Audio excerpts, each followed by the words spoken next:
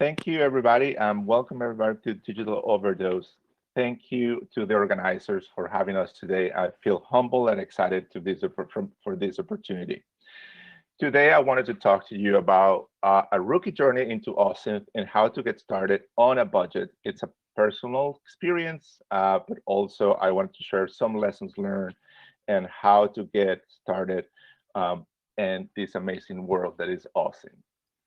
So I wanted to talk a little bit about me beforehand. I had a background in bioinformatics.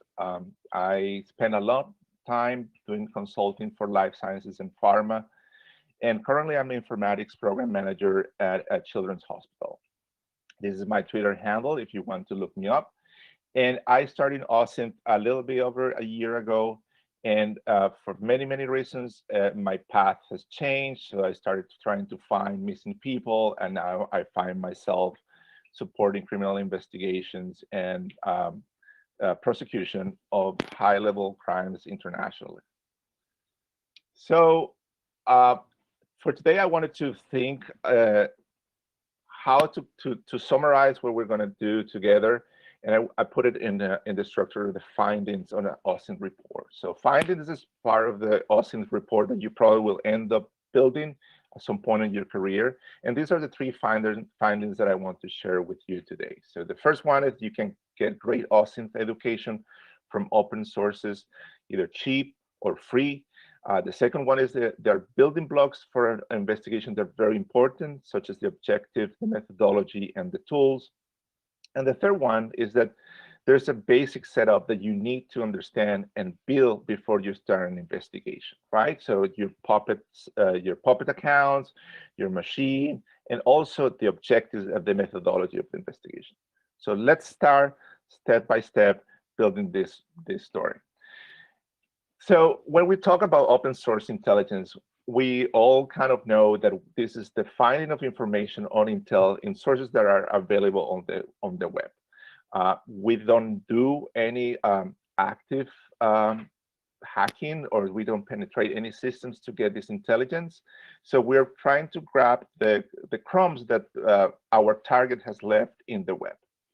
But when we talk about OSINT, we definitely have a lot of things to think about it. So we can be speaking about people OSINT, we can talk about corporate OSINT, websites, defensive OSINT, and offensive OSINT. So there's a few of the angles of the investigation and the framework that you can take, but you also can change your angle based on what you're trying to do. So are we trying to find missing people?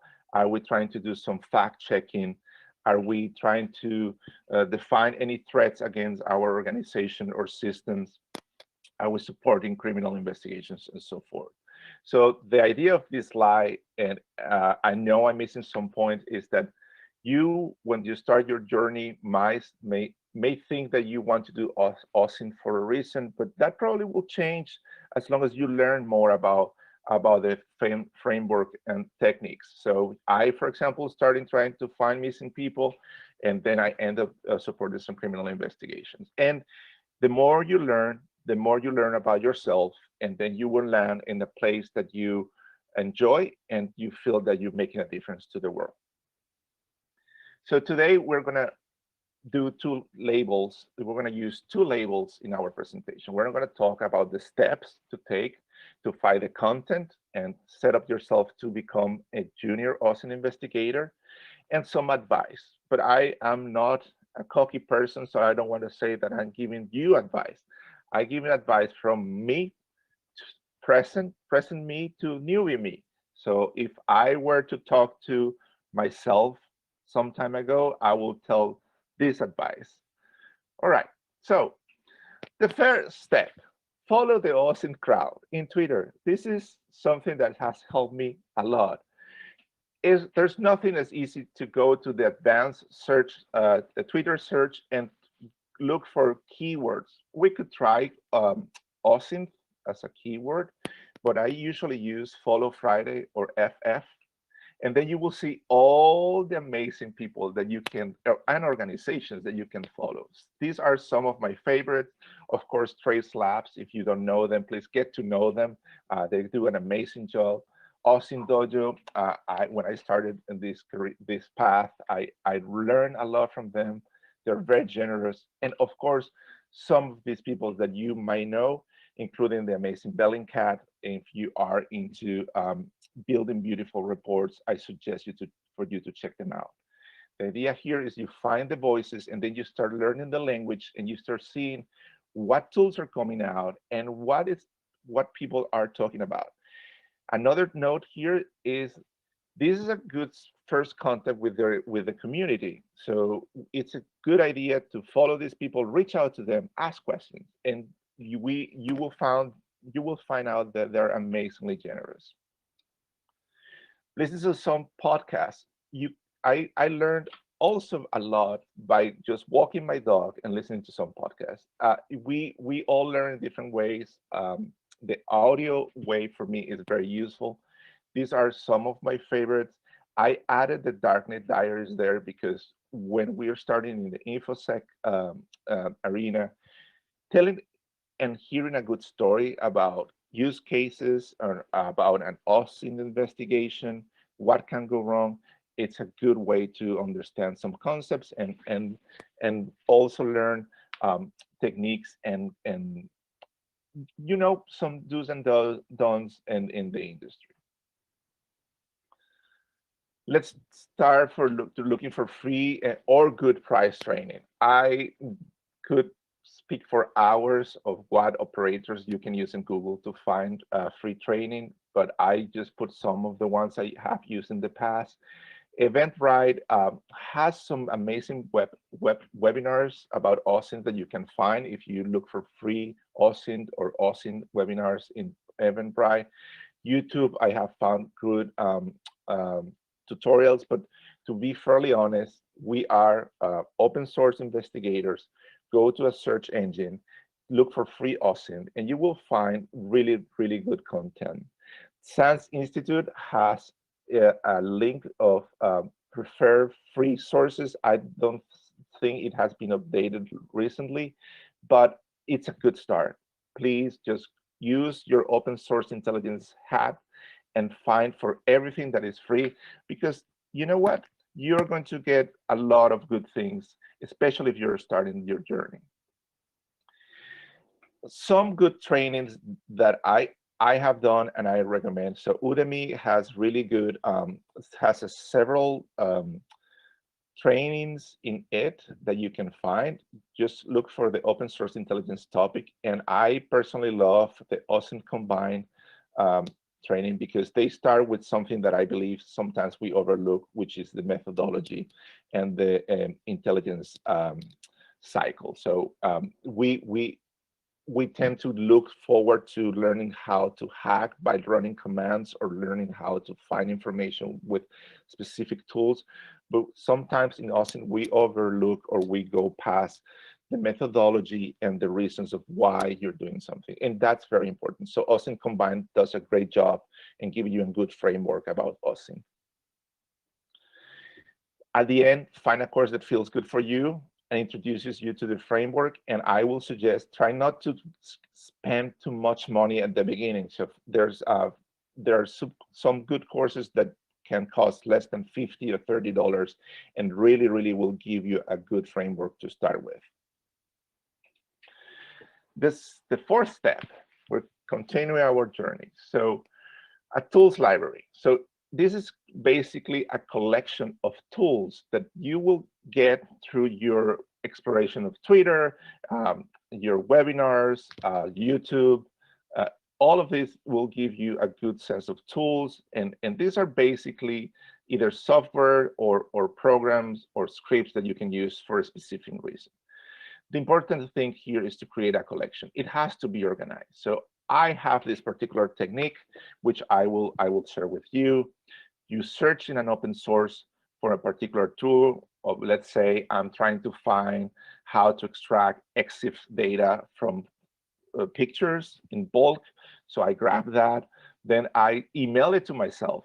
because I don't want it to be lost in a document pasted or so. I label that in the email. I use Gmail labels. I have a OSINT label in my Gmail account, that one I use for this purpose, and then I add it to the collection. So I have a running OneNote that has all the tools that I need for specific objectives. If you can see here, if I do in people OSINT, I have a collection of tools to find voter records, phone numbers, etc. So what I want you to say with this, what I want you to do, or what I want you to understand with this slide, is that you need to have your tools organized in a way that when you have an objective, you can go exactly to the right tool for it. Trials are great. We have several products and several platforms that have trials for you to use the platform for the first time. Hunchly, for example, is very generous. It gives you 30 days of free trial. For those that don't know, Hunchly is a great way to collect information from a website and even generate a report at the end. And it's free. You can get used to it. It teaches you how to extract information, how to build a report. Shodan, they recently had a promotion that they will giving lifetime membership for $4 to celebrate the 4 years anniversary. That give you 100 query credits and 100 scan credits, and 16 IP addresses that can be monitored. And Scope Now, for example, has a 7-day trial. So what I'm trying to say, there are trials that you should exploit to learn the tools. And by learning these tools, you will be learn also how to do investigations. Now, the caveat here is that you should start the trial when you have read about the tool and you have a good use case for it. Meaning, just don't do a light read on the tool and then go and trial, because you know what, you're gonna get bored after 2 days. You didn't have a use for it. And that's true, you didn't have a real use case for it. But if you have a use case and you have read about the tool beforehand, you can connect those two things, and then you can exploit that free trial at the best way. Now, here's the first advice of the day. So tools are great, but they're nothing without methodology. And this is something that I want to go back in time and tell myself. I collected a lot of tools, and when I started my first investigations, I spent probably almost 10 days trying to figure out how to do things or what I was looking for. So these 3 questions are very good to start to ask at the beginning of your investigation. So you have to define what are the objectives of the investigation. What workflow are you going to follow to fulfill those investigations?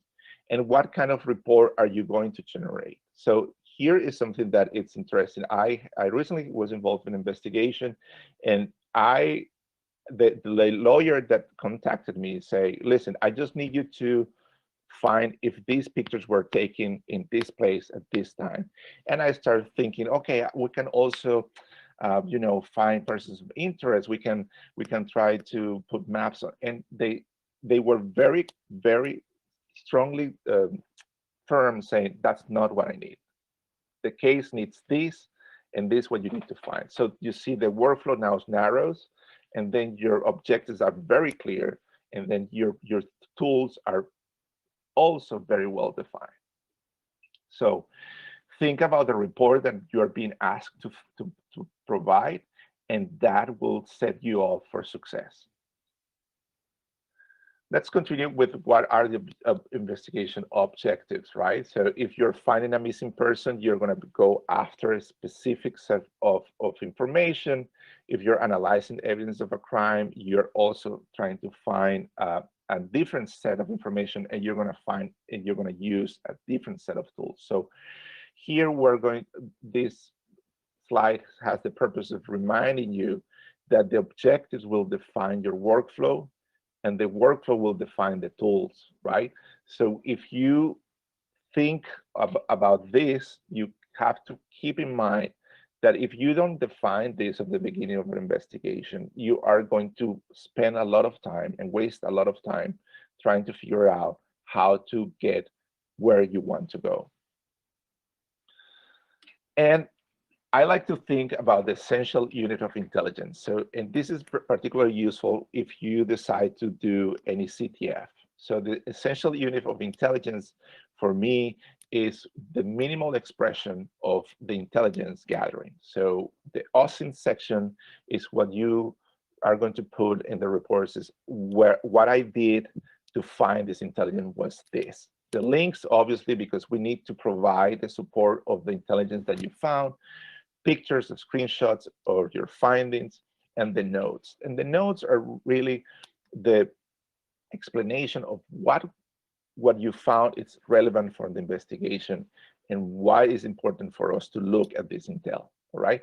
So these 4 elements will set you up for success because you start thinking while you're doing your CTF or when you're doing investigation, I did this, I arrived here, and this is important because of this. And that is how you can start threading a story about your target, and then you can start presenting a good case to wherever you are going to present it. Step 6, you must create a report template. And I want to say everybody has a different flavor of reports. I don't want to tell you what your report should look like, but I want to share with you what my reports, where my report starts, and sometimes I modify based on clients or based on objectives. So the first thing you should do is have an introduction. What was the event or events that we're investigating? What is known so far, and what is the context? Okay, so you need to understand what happened or and what led to that event. And in that way, you can tell whoever is reading that report, this matters and this is why. The second is your findings. Remember what we started this presentation, we had bullet points. Well, the findings is what you find during your investigation presented really at the beginning of the report.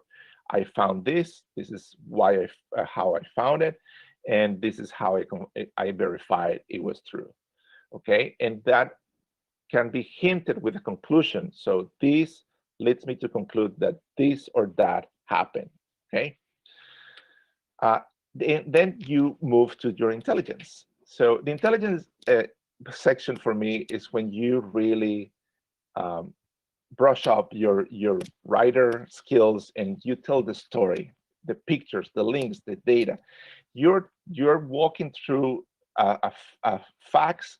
You're walking through a forest of facts, and you want to draw the reader into the details that you found. It's a beautiful part because it's like if you can have to imagine being behind the person reading the report and telling, look closer, look this.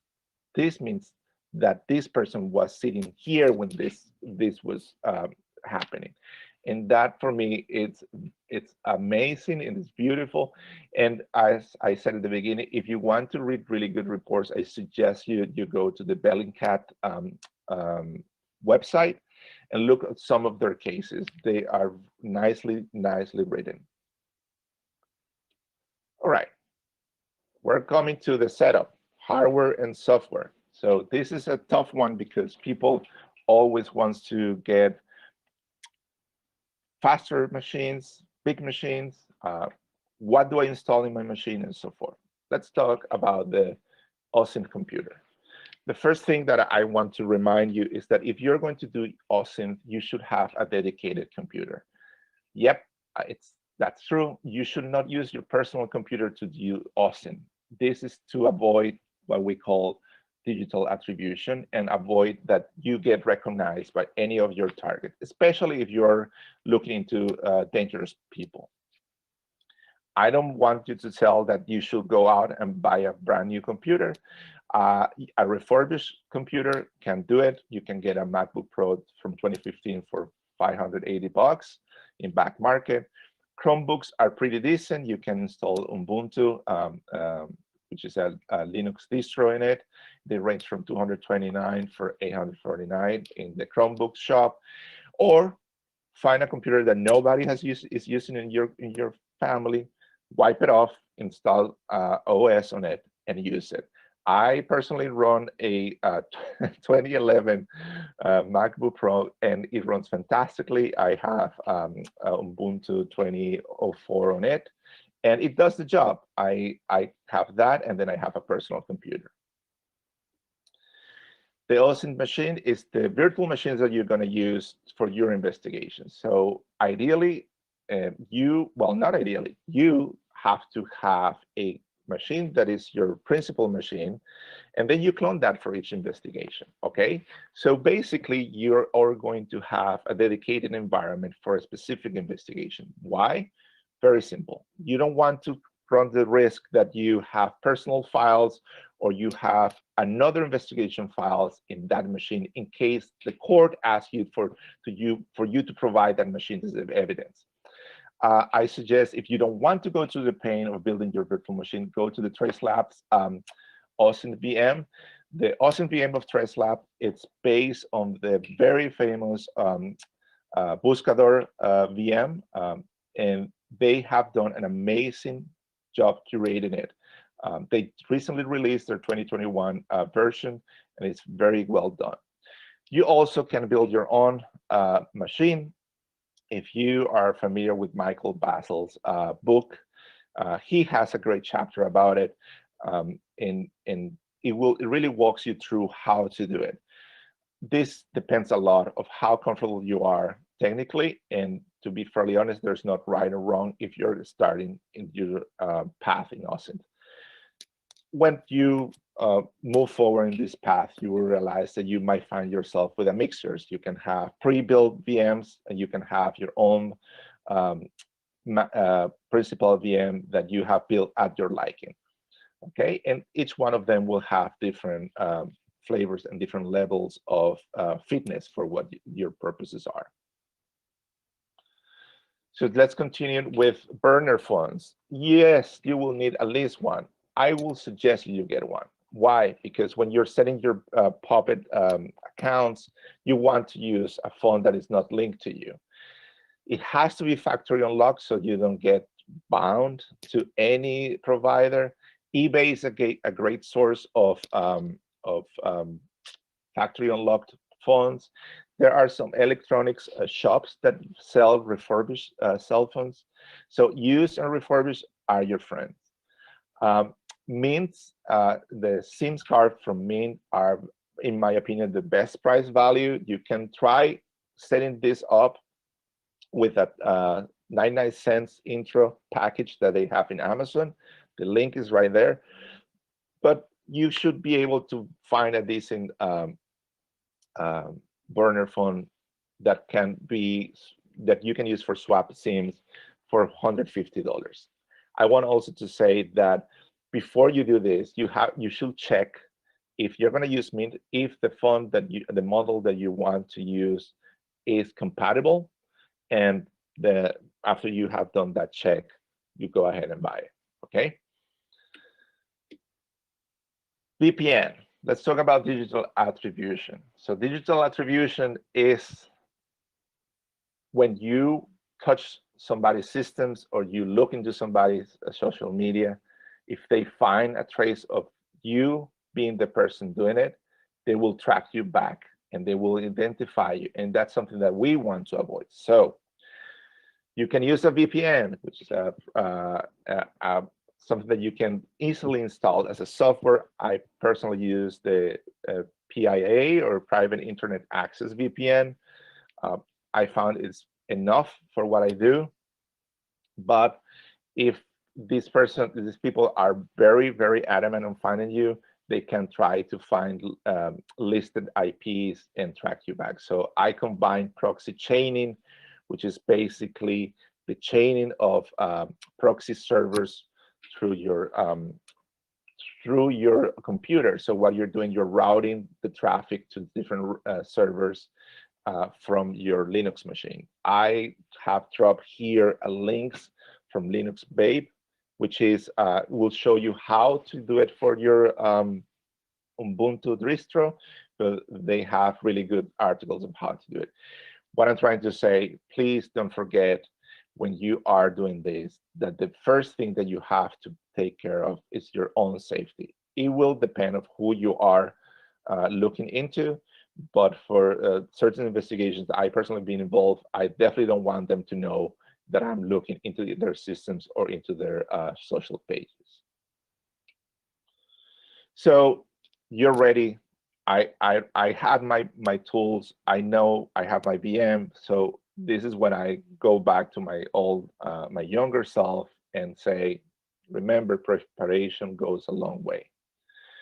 You need to set yourself up for success, and you need to prepare yourself before your investigation. That means create sock puppets. These accounts are the ones that you're going to use. Try to tune them to the region and the target that you're going after. Upgrade your machine. You don't want to end up having to upgrade your machine in the middle of an investigation, or even worse, a CTF. Clone your VM before your investigation. Remember, you have to use a VM for each investigation. You don't want to use your primary. If you use your primary, you lost it. You have to start from scratch. Get file structure ready, including your report template. If you're going to generate a report, this should be the beginning of your setup. Remember, you want to have in your mind what is the story that you are going to tell and how you're going to tell it. So that way, when you are in the middle of the investigation, you know exactly what tools to use and how to tell the story at the end. Therefore, define your objectives and discuss with the investigation team. If you are collaborating with somebody, please listen to them. You need to understand what are the objectives from the court, what are the objectives for the organization. So we can be creative, but we do really need to satisfy those objectives. And of course, don't forget the VPN. I say this, and I will say it. I imagine me screaming, a floating head screaming, don't forget the VPN, because I have seen many times people that has touched where they were trying to investigate without VPN, and that becomes a problem. Okay, so remember, we want to be safe. We want to enjoy what we do, and digital attribution is relevant. And the last advice, and it's being aware of your mental health. OSINT will take you to different paths. And that means that you might end up seeing things or learning things that are shocking, that are, if that's the path that you're going to, they're shocking and they are scary, and you realize that reality is not as nice as you think. You start dwelling into a subworld, and you really need to be aware of signs, and don't be afraid to ask for help. And I speaking here specifically to people that has NDAs, or there are some clearance, or they're involved on certain intelligence work, that they can discuss what they're working on with other people. So you can go for beers with friends and unleash, listen, I've been looking to these pictures for the last 15 days.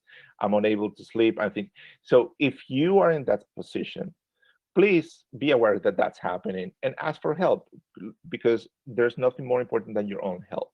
And that also will tailor what kind of investigations you want to do, right? So if you find yourself that you're, let's say you're a parent and you can't, by investigating missing children, you are losing sleep, you're angry, you're afraid, then maybe it's a good sign for even pivot, which is a great word in OSINT, to a different line of investigation, or to seek for the help to understand how to carry on.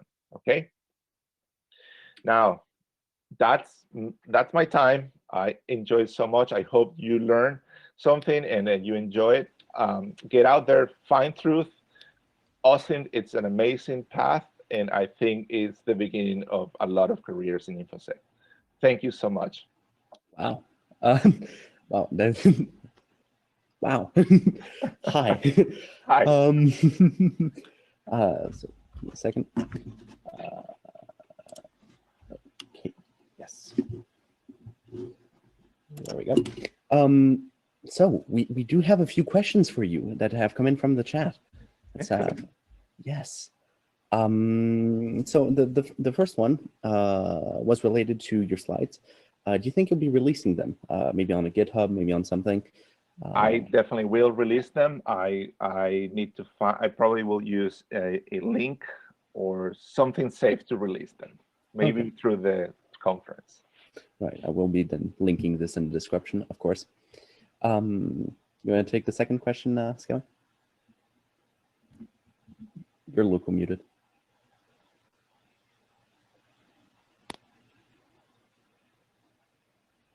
Is this better? Yes. Okay, sorry, I forgot to turn off my mic as well, just in case. Yeah, I would love to take the second question. So you actually got another question about how do you keep track of essential units of intelligence in your notes? So that really depends of what is the report. So if I'm doing a CTF, for example, I try to do a shared document with my team, but I discuss the intel structure with them. So I try to come to agreement and say, hey, this is the structure we're going to use. This is the link. We're going to be working on this. Please track them there. If you are working on a more in-depth investigation, I have a personal combination of OneNote and Moleskine. I like paper because it makes me feel that I'm doing an all-time investigation.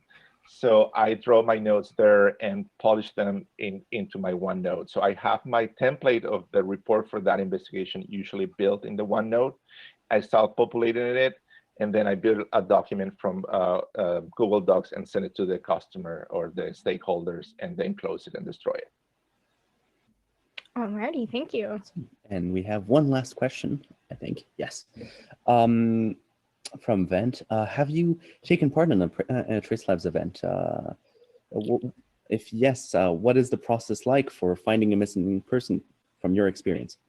Okay, well, I have taken part in a Trace Labs event. My first one was the last one, actually, and I got there because I did a funny meme. They did a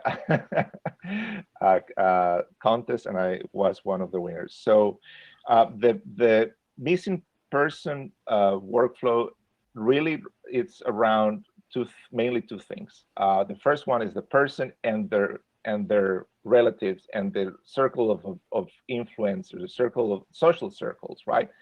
Interestingly, you learn a lot about the person by knowing who they're hanging out with, who are the friends, who are the families, do they have partners, what grudges are in play.